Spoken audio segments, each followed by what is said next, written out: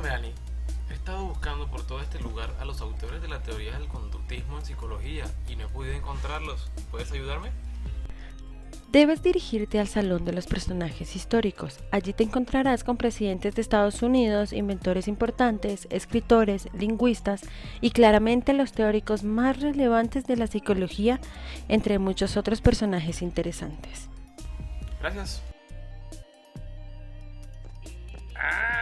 Presidentes de Estados Unidos. Anaqueles fuertes, buena seguridad. Me agrada. Sí, este lugar tiene clase. Oye, yo lo conozco. Eres Iván Pavlov. He leído mucho sobre ti. Mi nombre es Iván Petrovich Pavlov, nacido en Rusia. En el transcurso de mi trabajo acerca del proceso digestivo, desarrollé una mecánica para el estudio de la conducta y un principio del aprendizaje que impactó profundamente en el campo de la psicología. Alrededor de los inicios del siglo XX, estuve involucrado en el estudio de secreciones gástricas en perros.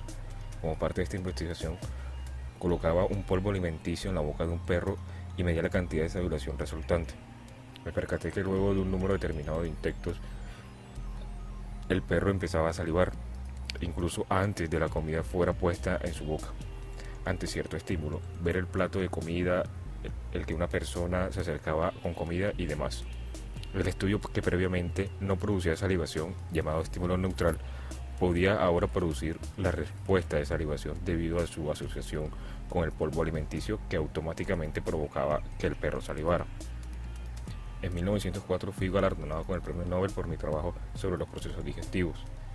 Mis métodos y conceptos siguen siendo de gran importancia hoy en día. Está entre los más importantes de la historia de la psicología. Y yo soy John Watson, soy el fundador del enfoque psicológico conocido como el conductismo. Comencé mis estudios en la Universidad de Chicago en filosofía y luego cambié a psicología. Durante estos años tomé cursos en neurología y filosofía y fue entonces cuando comencé a realizar investigaciones biológicas con animales. Yo dejé Chicago en 1908 para luego convertirme en profesor en la Universidad de Johns Hopkins, en donde ejercí ese trabajo hasta 1919. Como primer paso, para el tema por el que has venido a mí, fue como planteé enfoques contundentemente en un conocido artículo publicado en el diario más importante de psicología, el Psychology Review en 1913, una serie de ponencias públicas y la publicación de un libro en 1914 llamado Conducta de Watson. Esto llamó más la atención hacia una aproximación a la psicología que enfatizaba el estudio de la conducta observable y rechazaba el uso de la introspección, la cual es la observación de los propios estados mentales, como método de estudio. Yo fui elegido presidente de la Asociación Psicológica Americana en 1915. La base teórica de mi trabajo se extendió rápidamente, tomando los hallazgos de Pavlov e incorporándolos a mi libro más significativo, La psicología desde el punto de vista del conductismo, en 1919.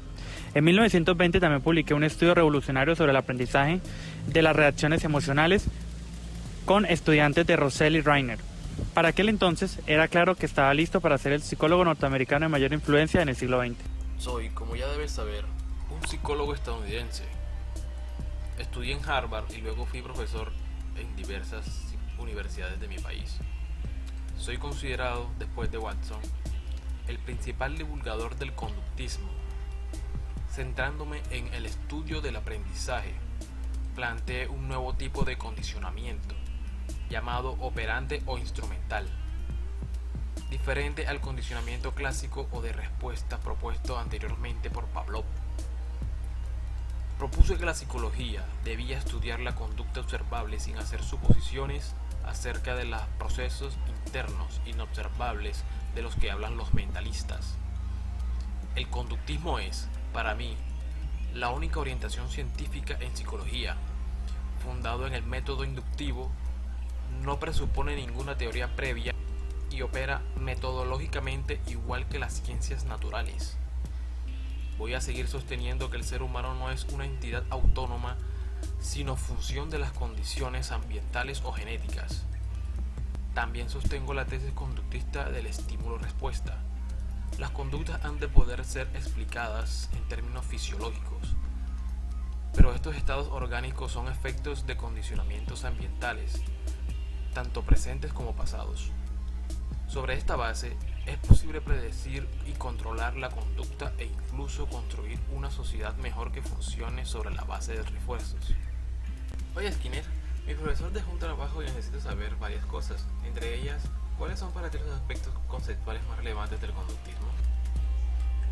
puedo mencionarte varios aspectos conceptuales muy importantes, debido a que he estudiado en la teoría de los autores anteriores a mí.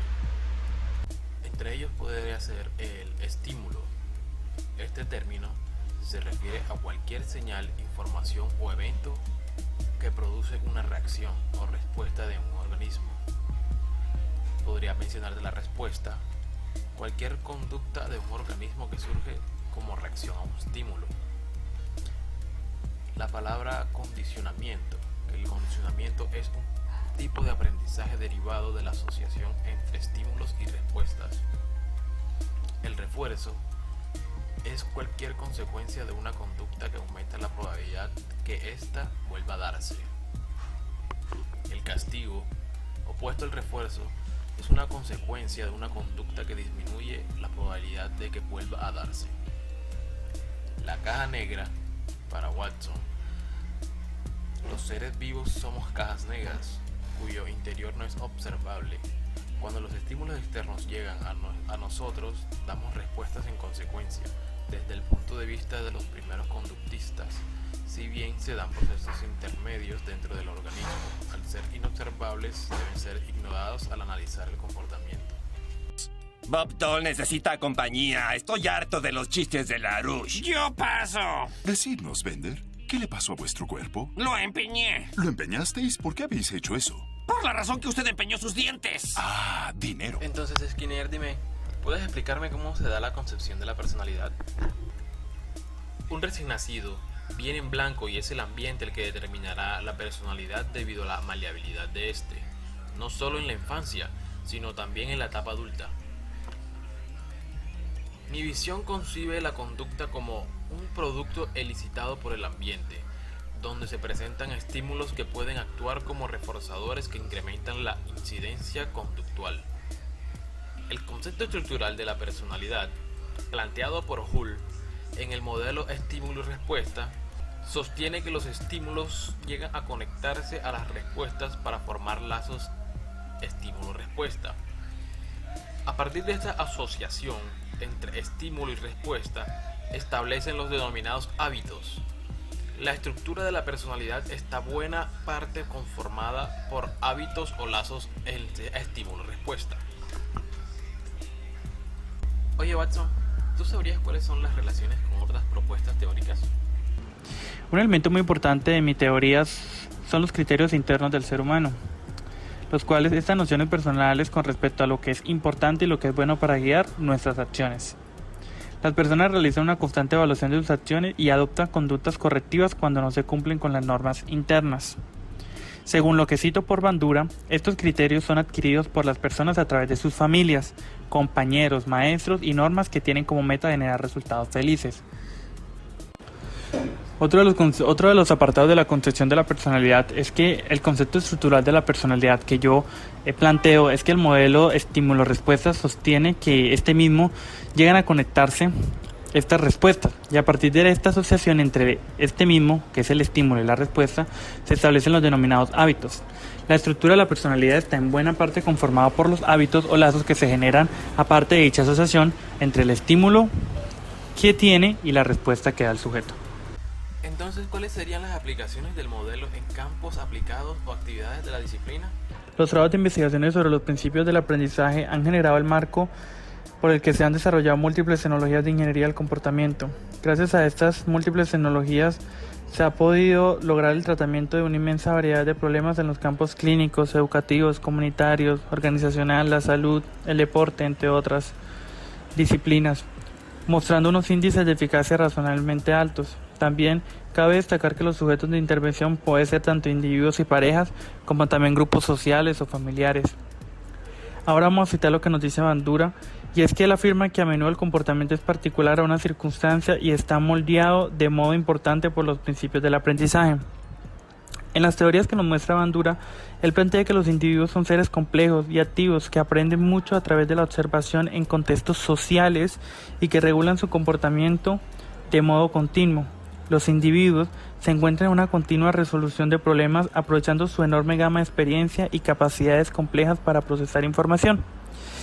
Bandura también nos señala que la observación de modelos se transforma en imágenes e ideas que pueden recordarse, utilizarse y sobre todo modificarse con el fin de elaborar patrones conductuales. El reforzamiento y el castigo determinan lo que la gente hace, más que lo que aprende.